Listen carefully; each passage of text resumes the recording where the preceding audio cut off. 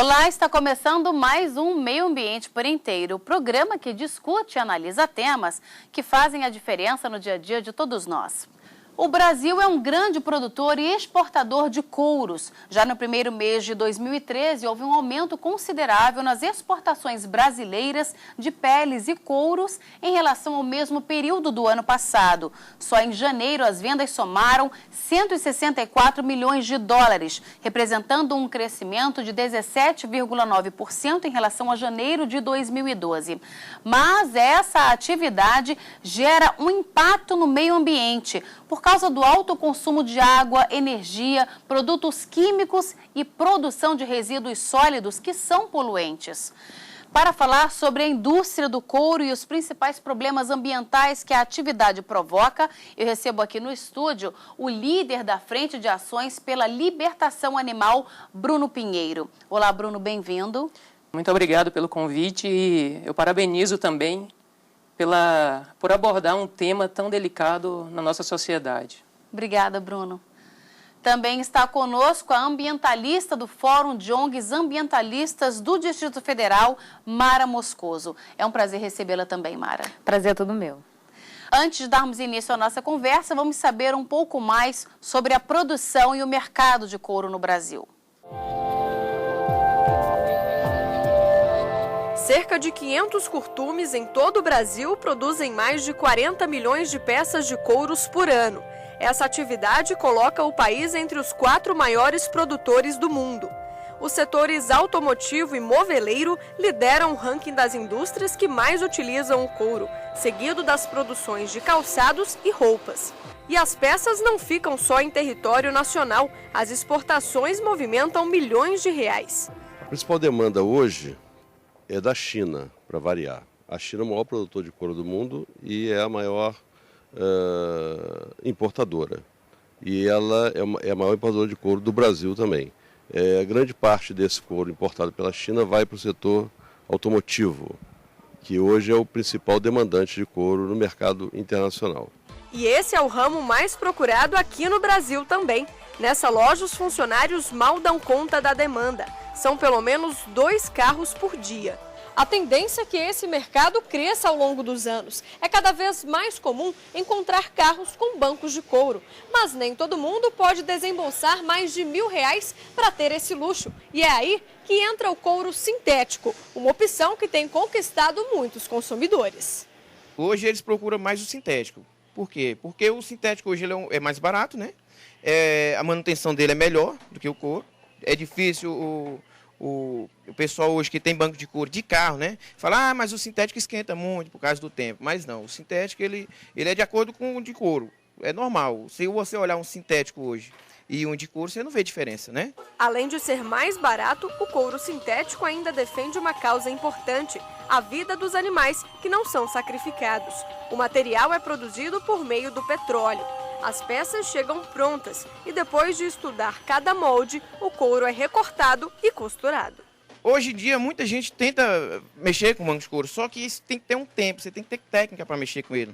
E banco de couro é artesanal, você tem que gostar do que faz. Eu acho que artesão é uma coisa que vem de dentro, né? Então assim, eu gosto muito de mexer com carro, então o banco de couro já faz parte do carro, então ele já faz parte de mim. Bruno, a gente viu que esse mercado cresceu, não é? O número de exportações também cresceu. Mas se formos comparar esse crescimento com décadas atrás, esse crescimento ele foi real mesmo? Fala um pouco sobre isso. Bem, esses dados aí representam o crescimento de um trimestre do nosso atual ano em relação ao ano anterior. Isso é um período muito curto para se avaliar o crescimento de uma indústria. Analisando dados da Agência Brasileira de Desenvolvimento Industrial, voltados para o setor de couro, a gente percebe, e lá eles constatam isso, que o crescimento na última década tem sido inferior ao crescimento numa década anterior. E eles concluem o estudo dizendo que nos últimos anos a tendência é de queda na produção nessa área industrial de couro. Mara, você acha que essa queda ela se deve a uma maior conscientização por parte da população, do governo e até mesmo das indústrias de que essa atividade não faz bem para o meio ambiente? Acho que é um pouquinho de cada coisa. Tem a conscientização da população, a gente sabe que tem muita gente parando de comer carne e não faz sentido você parar de comer carne e continuar utilizando o produto de um animal que foi abatido com outra finalidade. Por outro lado, a gente sabe que os curtumes não se modernizaram. Se a gente pegar aí 10 anos atrás, o tipo de produção é a mesma. Então, eu não sei até que ponto vale a pena.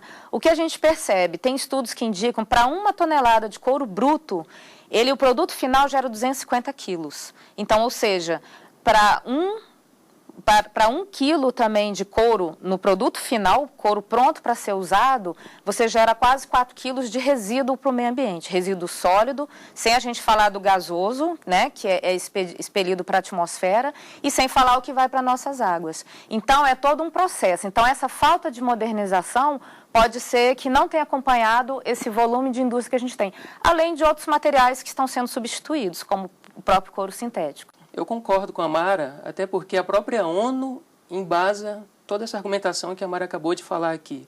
A ONU, em relatórios publicados e disponíveis a qualquer pessoa, mostra que o impacto ambiental causado pela indústria do couro é gravíssimo. A água desperdiçada, a água consumida para todo o processo do couro, é um desperdício tão grande que a ONU considera isso uma ameaça à população até a década de 50. Há outros estudos, por exemplo, um divulgado ano passado, na Semana Mundial de Água, que indica que a gente já está vivendo uma escassez de água. Então, inclusive países ricos, como Estados Unidos, em determinados locais do país, a demanda por água, a procura por água, não consegue ser atendida pela oferta de água potável. Porque por mais que a Terra seja um país azul, com muita água, apenas 3% da água da Terra é potável. E além dessa questão da utilização de um alto volume de água, tem também essa questão do uso de produtos químicos, não é? E da quantidade de energia que é necessária para que haja a produção desse couro. Também fala um pouquinho sobre isso, Mara. Isso, então, o que a gente percebe. Várias outras indústrias se modernizaram. Vamos citar aqui o exemplo da indústria do jeans, que era também altamente poluente, porque leva tintura, são 2 tipos de lavagem, leva soda cáustica. Só que hoje, jeans é uma coisa largamente utilizada. E as indústrias foram se adequando e modernizando. Então, você vai baixando esse impacto ao meio ambiente. A questão do couro, não. Então, até hoje, se usa cromo, que é um metal pesado, no meio ambiente, ou seja, ele não se dilui no meio ambiente. Se usa soda cáustica, então, ou seja, a própria saúde das pessoas, dos trabalhadores que manipulam esse couro, quem já passou perto de um curtume sabe que a cidade inteira tem cheiro de soda cáustica, então não é um problema local só de quem trabalha diretamente manipulando, né? O couro ele passa por várias etapas de lavagem e cada vez que ele lava, ele passa por um processo químico e essa água não é reutilizada, essa água é descartada, geralmente em bolsões, né, de contenção, e a gente sabe que já teve vários casos de acidente que esses bolsões, esses piscinões se romperam e foram para o rio.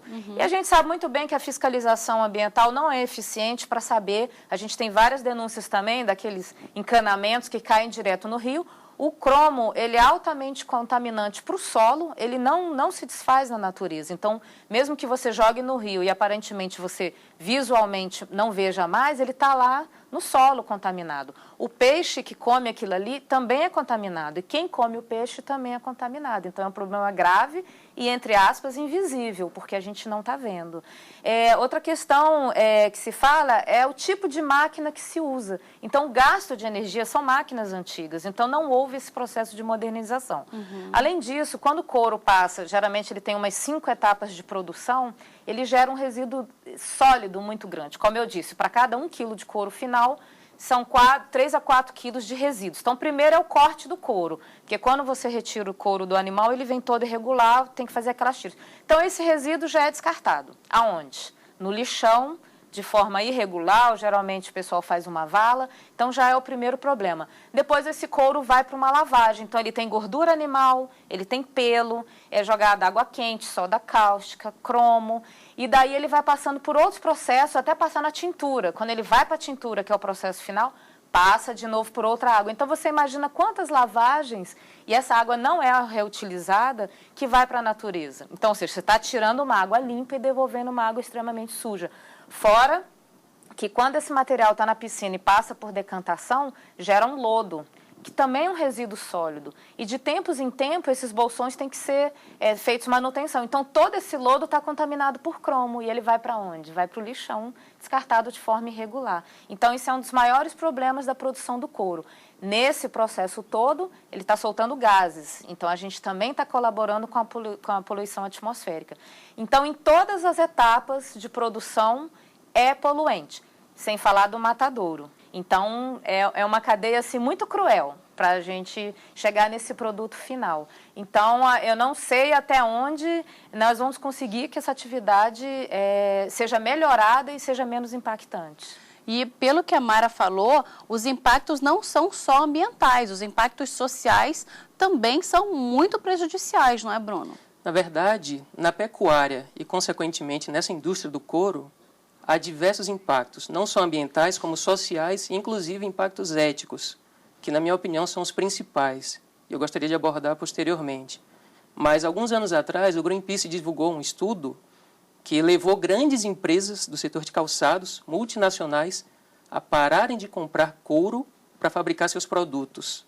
Determinados fornecedores de couro foram boicotados por essas empresas, porque o Greenpeace disse que, na verdade, constatou que esse couro era oriundo do desmatamento da floresta amazônica. E não só isso, que levava também a trabalho escravo. Ou seja, hoje o próprio Ministério Público do Trabalho já reconhece que a pecuária é o maior setor que utiliza trabalhadores em situações análogas ao de um trabalho escravo. Ou seja, são situações sociais junto com ambientais que levam a pecuária e o setor do couro a serem tão são insustentáveis em relação ao desenvolvimento. Ou seja, quando a gente analisa a expressão desenvolvimento sustentável, isso significa que a gente está buscando na natureza recursos para alimentar nossas necessidades, mas sem afetar as necessidades das gerações futuras. E a indústria do couro e, consequentemente, a pecuária não está atuando de forma sustentável. É sinônimo de desenvolvimento insustentável. A gente vai continuar com a nossa conversa, mas agora vamos para um breve intervalo e daqui a pouco estamos de volta com mais Meio Ambiente por Inteiro. Não saia daí.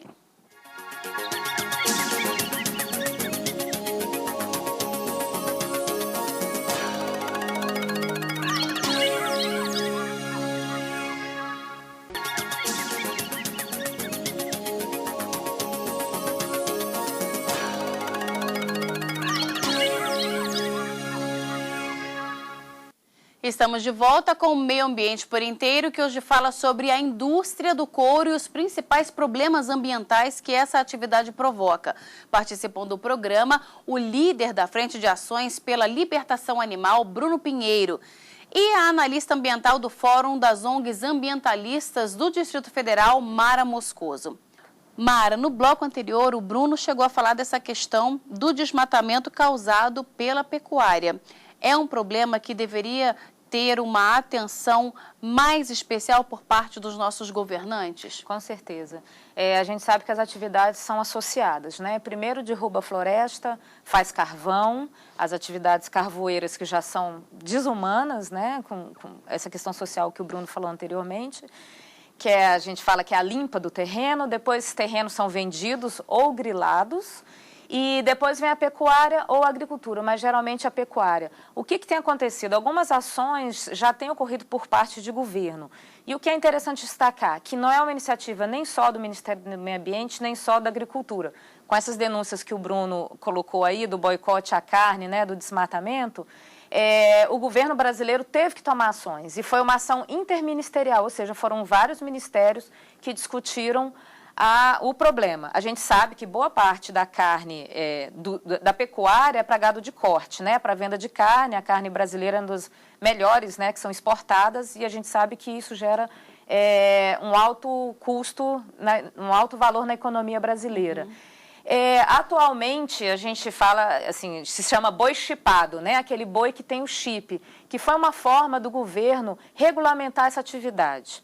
Então, hoje, tem alguns mercados brasileiros, as grandes redes de mercado, que você vai lá no açougue do mercado e está lá, boi georreferenciado, ele tem o chip e ele é controlado pelo governo brasileiro, ou seja, onde tem as fazendas que não são provenientes do desmatamento ilegal. Então, isso é uma atitude interessante. A gente vai dizer o quê? Vamos parar de comer carne, não isso, vamos então, exportar mais. No rótulo a gente pode ter essa informação. Isso, no rótulo você tem essa informação. Inclusive, você tem informação da fazenda de onde o boi veio. Então, isso é uma atitude que foi muito interessante. Eu acho que a gente precisa parabenizar. A gente não precisa falando só de coisas ruins. A gente tem iniciativas. Mas isso, cabe destacar que veio de uma pressão da sociedade. Né? A pessoa não quer comer boi que veio do desmatamento, a gente quer uma carne de qualidade. Então, isso foi uma ação. Então, ações como essa, tratando as questões não só de um ministério ou só de um órgão público, é que precisam ser destacadas. E, trazendo isso aí para os curtumes, é isso que precisa ser feito. Como eu estava falando anteriormente, que a gente está falando do couro. Mas atrás do couro tem o matadouro e tem o boi no pasto e tem onde que existe esse pasto. Né? Então, a gente tem toda uma cadeia produtiva até a gente chegar ao couro, que é a cadeia do boi, a cadeia da pecuária. Como o Bruno bem lembrou, há muitos problemas de trabalho escravo. E são problemas que a gente acha que é invisível, porque nós estamos aqui na cidade, você vai ao açougue e compra carne, você não quer saber de onde veio. Por isso que tem que vir a consciência da sociedade em tudo, o que ela está se alimentando e o que ela está vestindo, e realmente boicotar aquilo que está errado.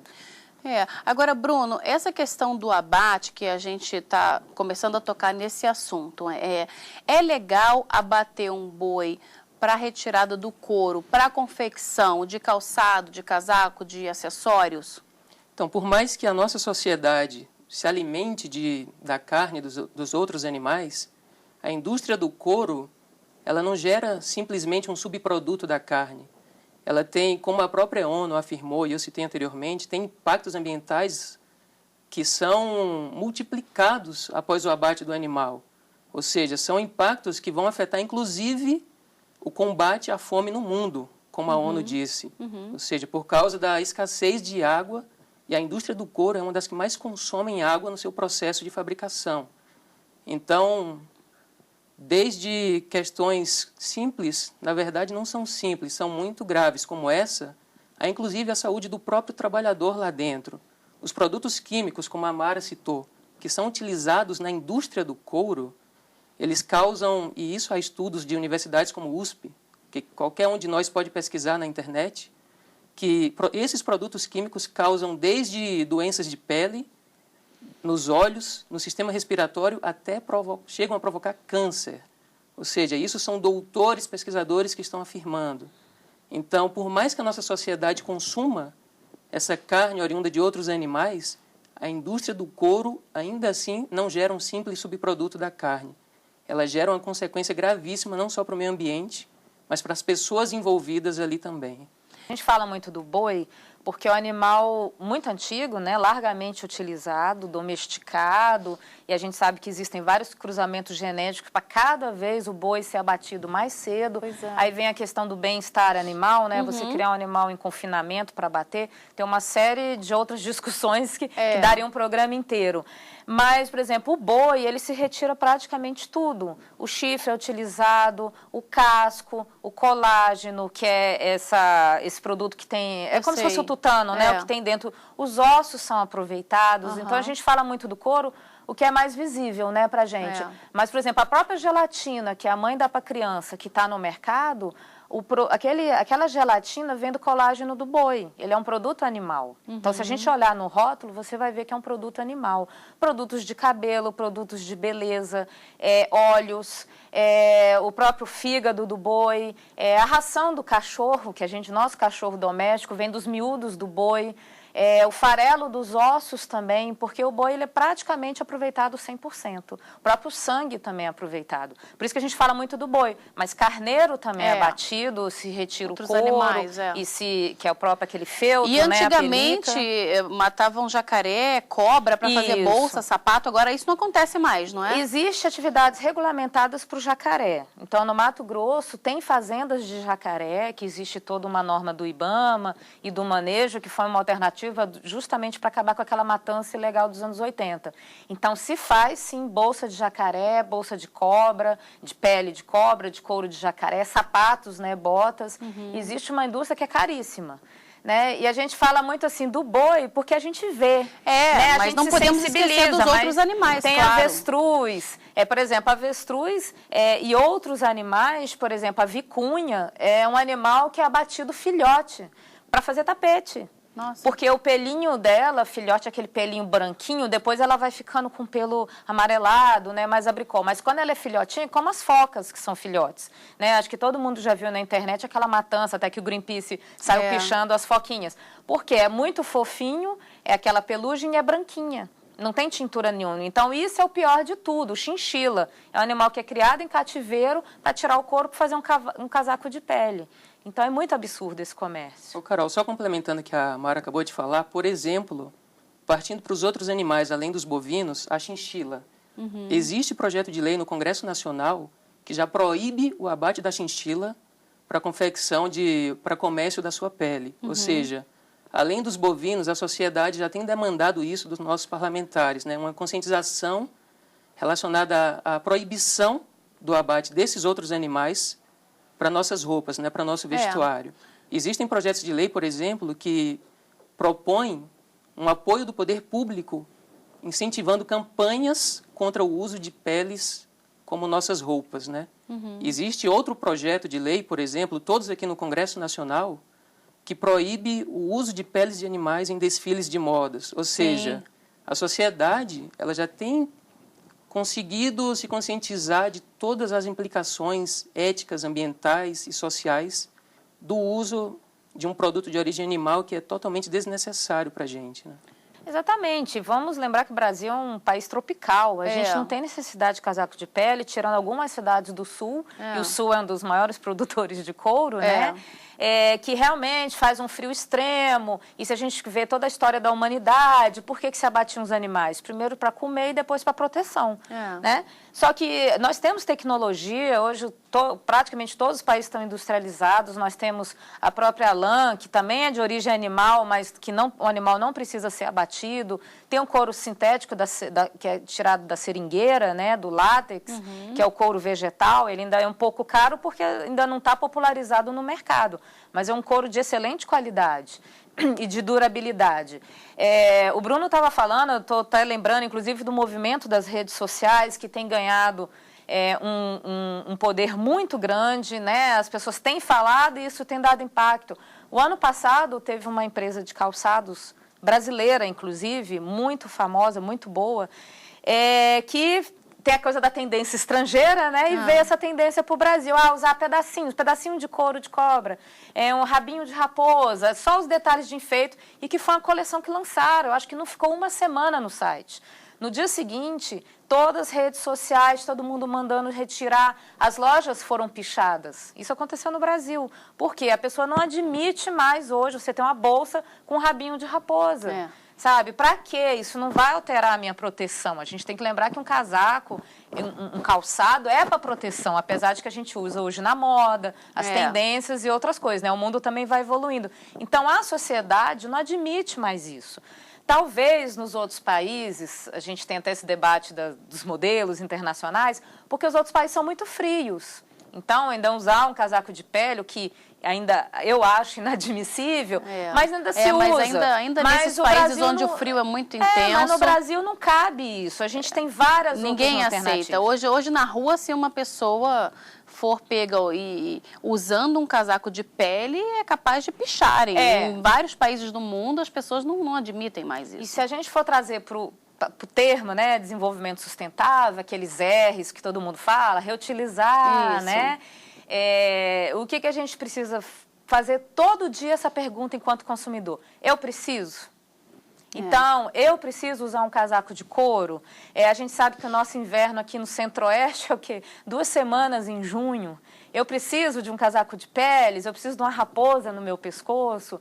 Então, assim, eu acho que a gente tem que falar em 2 pontos. Primeiro, das indústrias que precisam se adequar, melhorar suas tecnologias e até rever esses conceitos, como o Bruno falou, né? Isso realmente, economicamente, é importante para o Brasil.